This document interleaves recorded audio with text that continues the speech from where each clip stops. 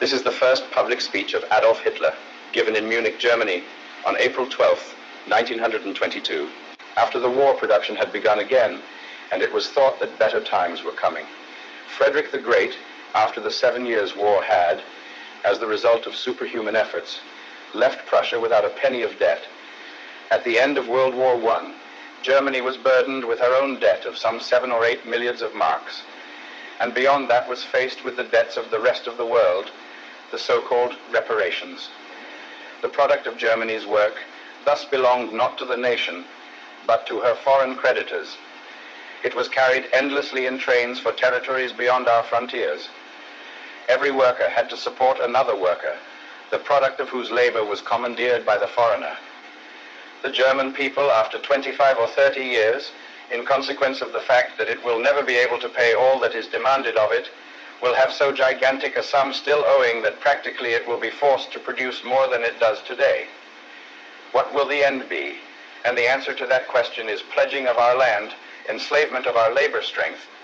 Therefore, in the economic sphere, November 1918 was in truth no achievement, but it was the beginning of our collapse.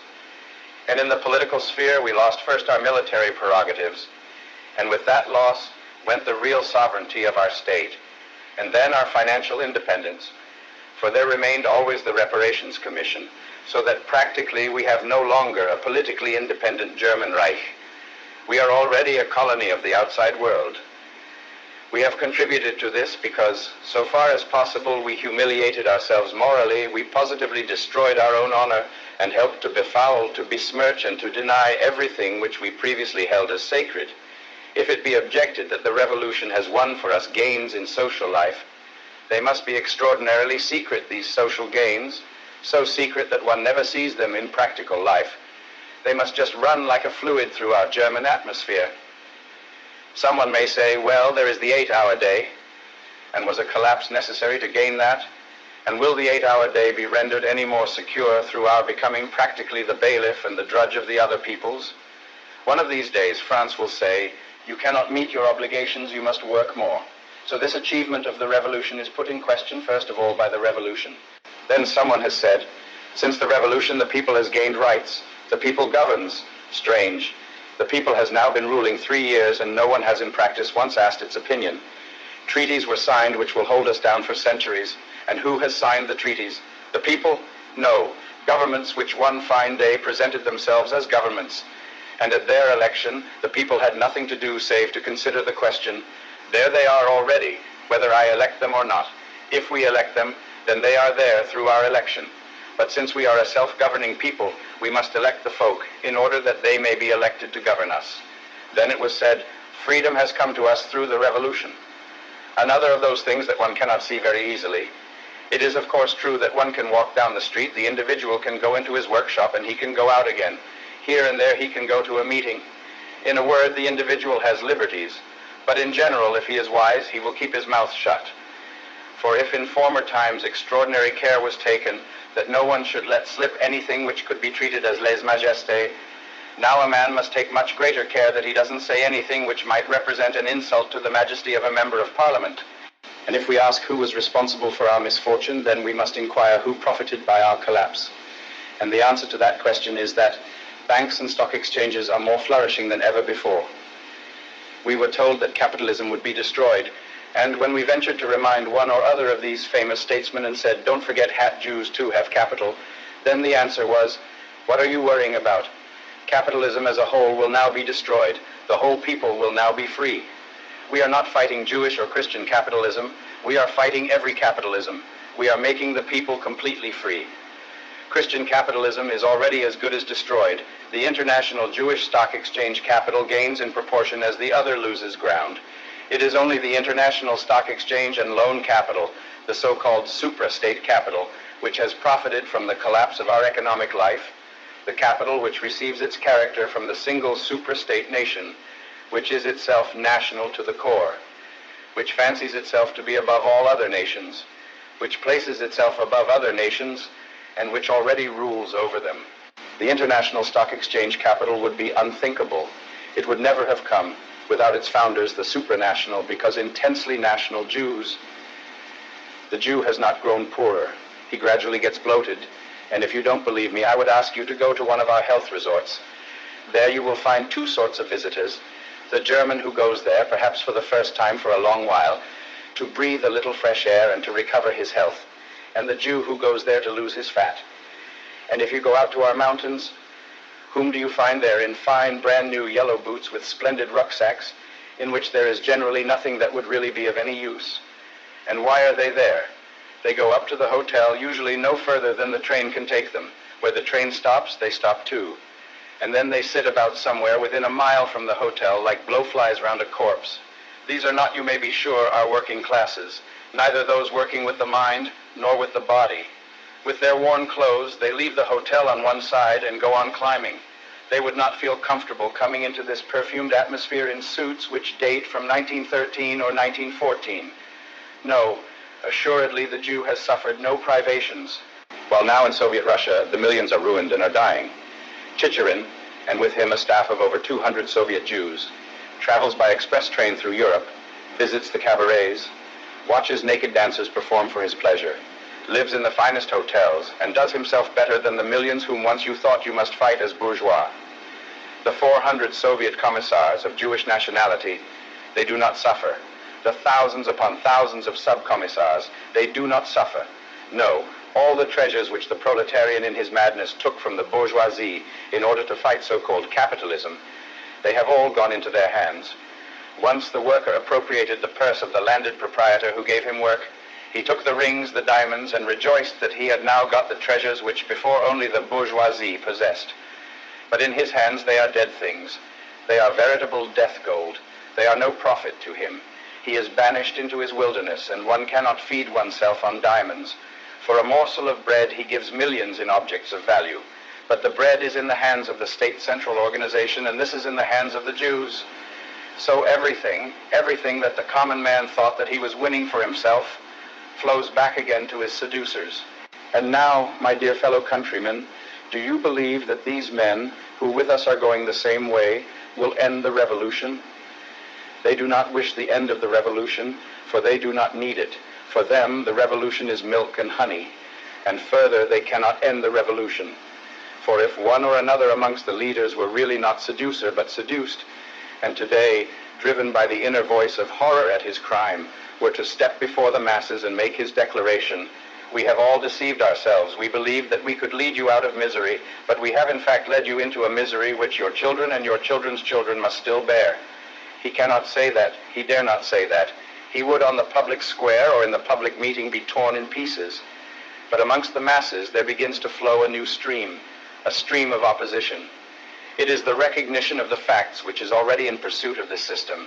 It already is hunting the system down. It will one day scourge the masses into action and carry the masses along with it. And these leaders, they see that behind them the anti-Semitic wave grows and grows. And when the masses once recognize the facts, that is the end of these leaders. And thus the left is forced more and more to turn to Bolshevism. In Bolshevism they see today the soul, the last possibility of preserving the present state of affairs. They realize quite accurately that the people is beaten so long as brain and hand can be kept apart. For alone neither brain nor hand can really oppose them. So long, therefore, as the socialist idea is coined only by men who see in it a means for disintegrating a nation, so long can they rest in peace. But it will be a sorry day for them when this socialist idea is grasped by a movement which unites it with the highest nationalist pride, with nationalist defiance, and thus places the nation's brain, its intellectual workers, on this ground. Then this system will break up, and there would remain only one single means of salvation for its supporters, viz. To bring the catastrophe upon us before their own ruin, to destroy the nation's brain, to bring it to the scaffold, to introduce Bolshevism. So the left neither can nor will help. On the contrary, their first lie compels them constantly to resort to new lies. There remains then the right, and this party of the right meant well, but it cannot do what it would, because up to the present time it has failed to recognize a whole series of elementary principles. In the first place, the right still fails to recognize the danger. These gentlemen still persist in believing that it is a question of being elected to a Landtag, or of posts as ministers or secretaries. They think that the decision of a people's destiny would mean at worst nothing more than some damage to their so-called bourgeois economic existence.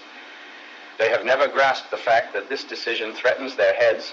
They have never yet understood that it is not necessary to be an enemy of the Jew for him to drag you one day, on the Russian model, to the scaffold. They do not see that it is quite enough to have a head on your shoulders and not to be a Jew. That will secure the scaffold for you. In consequence, their whole action today is so petty, so limited, so hesitating and pusillanimous. They would like to, but they can never decide on any great deed because they fail to realize the greatness of the whole period. And then there is another fundamental error. They have never got it clear in their own minds that there is a difference, or how great a difference there is between the conception national and the word dynastic or monarchist. They do not understand that today it is more than ever necessary in our thoughts as nationalists to avoid anything which might perhaps cause the individual to think that the national idea was identical with petty everyday political views. They ought day by day to din into the ears of the masses. We want to bury all the petty differences and to bring out into the light the big things, the things we have in common which bind us to one another. That should weld and fuse together those who have still a German heart and a love for their people in the fight against the common hereditary foe of all Aryans. How afterward we divide up this state, friends, we have no wish to dispute over that. The form of a state results from the essential character of a people, results from necessities which are so elementary and powerful that in time every individual will realize them without any disputation when once all Germany is united and free. And finally, they all fail to understand that we must, on principle, free ourselves from any class standpoint. It is, of course, very easy to call out to those on the left, you must not be proletarians, leave your class madness, while you yourselves continue to call yourself bourgeois. They should learn that in a single state there is only one supreme citizen, right, one supreme citizen honor, and that is the right and the honor of honest work. They should further learn that the social idea must be the essential foundation for any state. Otherwise, no state can permanently endure. Certainly a government needs power, it needs strength. It must, I might almost say, with brutal ruthlessness, press through the ideas which it has recognized to be right, trusting to the actual authority of its strength in the state. But even with the most ruthless brutality, it can ultimately prevail only if what it seeks to restore does truly correspond to the welfare of a whole people. That the so-called enlightened absolutism of a Frederick the Great was possible depended solely on the fact that, though this man could undoubtedly have decided arbitrarily the destiny, for good or ill, of his so-called subjects, he did not do so, but made his decisions influenced and supported by one thought alone, the welfare of his Prussian people. It was this fact only that led the people to tolerate willingly, nay joyfully, the dictatorship of the great king. And the right has further completely forgotten that democracy is fundamentally not German, it is Jewish. It has completely forgotten that this Jewish democracy with its majority decisions has always been, without exception, only a means towards the destruction of any existing Aryan leadership. The right does not understand that directly every small question of profit or loss is regularly put before so-called public opinion. He who knows how most skillfully to make this public opinion serve his own interest becomes forthwith master in the state. And that can be achieved by the man who can lie most artfully, most infamously. And in the last resort, he is not the German. He is, in Schopenhauer's words, the great master in the art of lying, the Jew. And finally, it has been forgotten that the condition which must precede every act is the will and the courage to speak the truth, and that we do not see today either in the right or in the left. There are only two possibilities in Germany. Do not imagine that the people will forever go with the middle party, the party of compromises. One day it will turn to those who have most consistently foretold the coming ruin and have sought to dissociate themselves from it. And that party is either the left, and then God help us, for it will lead us to complete destruction, to Bolshevism, or else it is a party of the right, which at the last, when the people is in utter despair, when it has lost all its spirit and has no longer any faith in anything, is determined for its part ruthlessly to seize the reins of power. That is the beginning of resistance of which I spoke a few minutes ago. Here, too, there can be no compromise. There are only two possibilities, either victory of the Aryan or annihilation of the Aryan and the victory of the Jew. It is from the recognition of this fact, from recognizing it, I would say, in utter dead earnestness, that there resulted the formation of our movement. There are two principles which, when we founded the movement, we engraved upon our hearts. First, to base it on the most sober recognition of the facts, and second, to proclaim these facts with the most ruthless sincerity. And this recognition of the facts discloses at once a whole series of the most important fundamental principles which must guide this young movement, which we hope is destined one day for greatness. 1. National and social are two identical conceptions. It was only the Jew who succeeded through falsifying the social idea and turning it into Marxism, not only in divorcing the social idea from the national, but in actually representing them as utterly contradictory. That aim he has in fact achieved. At the founding of this movement, we formed the decision that we would give expression to this idea of ours, of the identity of the two conceptions. Despite all warnings, on the basis of what we had come to believe, on the basis of the sincerity of our will, we christened it National Socialist. We said to ourselves that to be national means above everything to act with a boundless and all-embracing love for the people, and if necessary, even to die for it. And similarly, to be social means so to build up the state and the community of the people that every individual acts in the interest of the community of the people, and must be to such an extent convinced of the goodness, of the honorable straightforwardness of this community of the people, as to be ready to die for it. 2.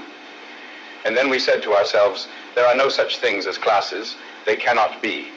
Class means caste, and caste means race. If there are castes in India, well and good. There it is possible, for there were formerly Aryans and dark aborigines. So it was in Egypt and in Rome.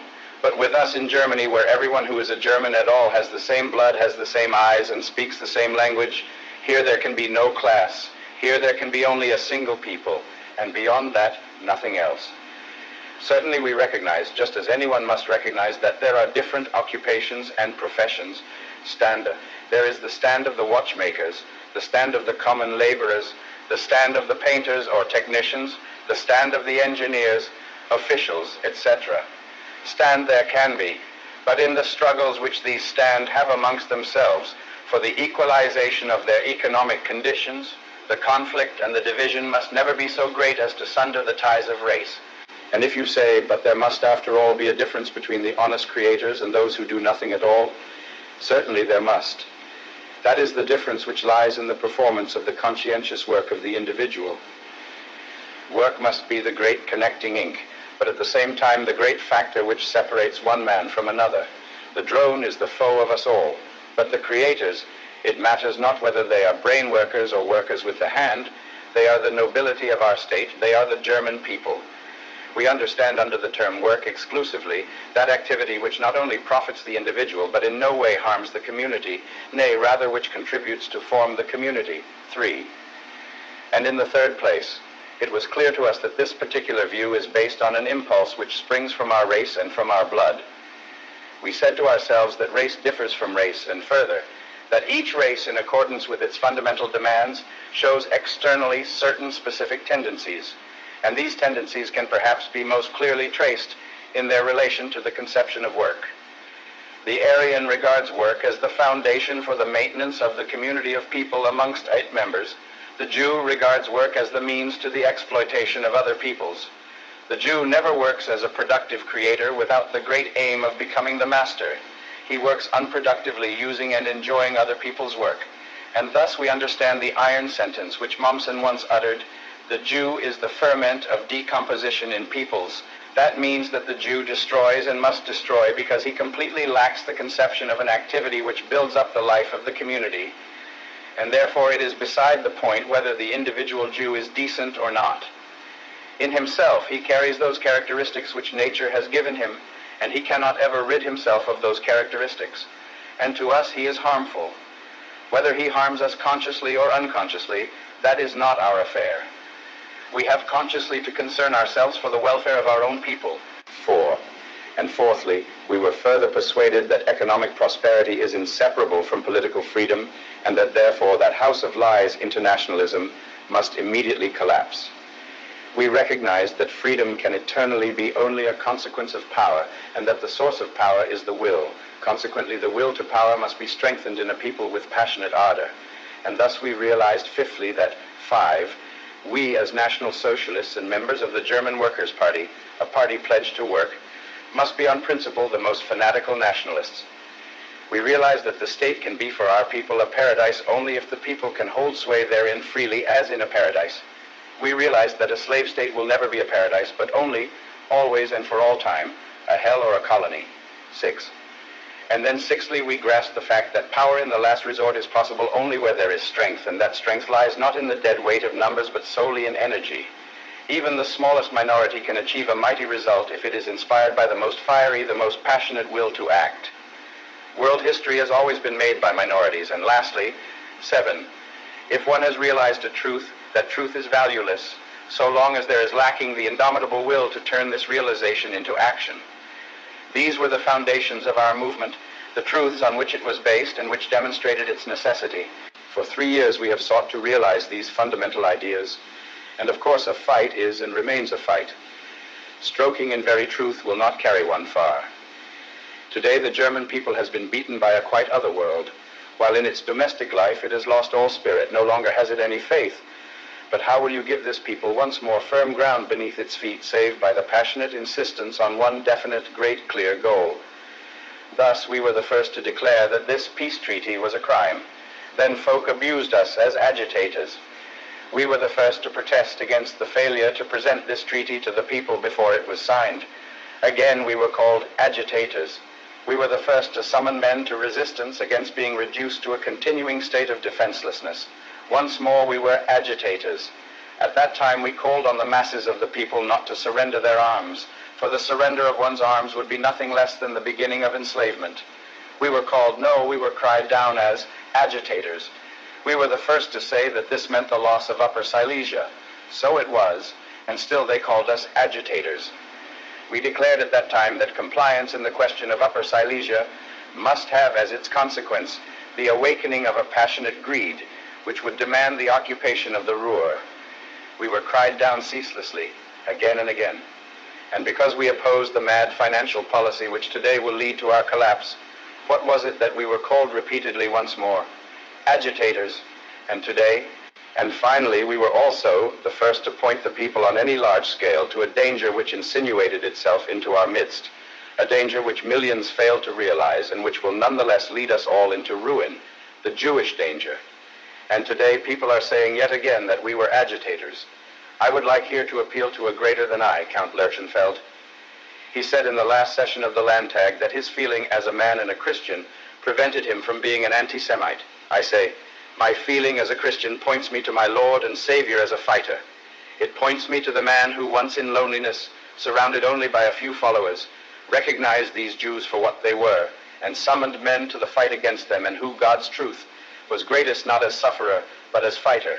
In boundless love as a Christian and as a man, I read through the passage which tells us how the Lord at last rose in his might and seized the scourge to drive out of the temple the brood of vipers and of adders. How terrific was his fight for the world against the Jewish poison. Today, after 2,000 years, with deepest emotion, I recognize more profoundly than ever before the fact that it was for this that he had to shed his blood upon the cross. As a Christian, I have no duty to allow myself to be cheated, but I have the duty to be a fighter for truth and justice. And as a man, I have the duty to see to it that human society does not suffer the same catastrophic collapse as did the civilization of the ancient world some 2,000 years ago, a civilization which was driven to its ruin through this same Jewish people. Then indeed, when Rome collapsed, there were endless streams of new German bands flowing into the empire from the north. But if Germany collapses today, who is there to come after us? German blood upon this earth is on the way to gradual exhaustion unless we pull ourselves together and make ourselves free. And if there is anything which could demonstrate that we are acting rightly, it is the distress which daily grows. For as a Christian, I have also a duty to my own people. And when I look on my people, I see it work and toil and labor. And at the end of the week, it has only for its wage wretchedness and misery. When I go out in the morning and see these men standing in their queues and look into their pinched faces, then I believe I would be no Christian, but a very devil, if I felt no pity for them, if I did not, as did our Lord 2,000 years ago, turn against those by whom today this poor people is plundered and exploited. And through the distress, there is no doubt that the people has been aroused, externally perhaps apathetic, but within there is ferment. And many may say, it is an accursed crime to stir up passions in the people. And then I say to myself, passion is already stirred through the rising tide of distress, and one day this passion will break out in one way or another. And now I would ask those who today call us agitators, What then have you to give to the people as a faith to which it might cling? Nothing at all, for you yourselves have no faith in your own prescriptions. That is the mightiest thing which our movement must create. For these widespread, seeking and straying masses a new faith which will not fail them in this hour of confusion, to which they can pledge themselves, on which they can build so that they may at least find once again a place which may bring calm to their hearts.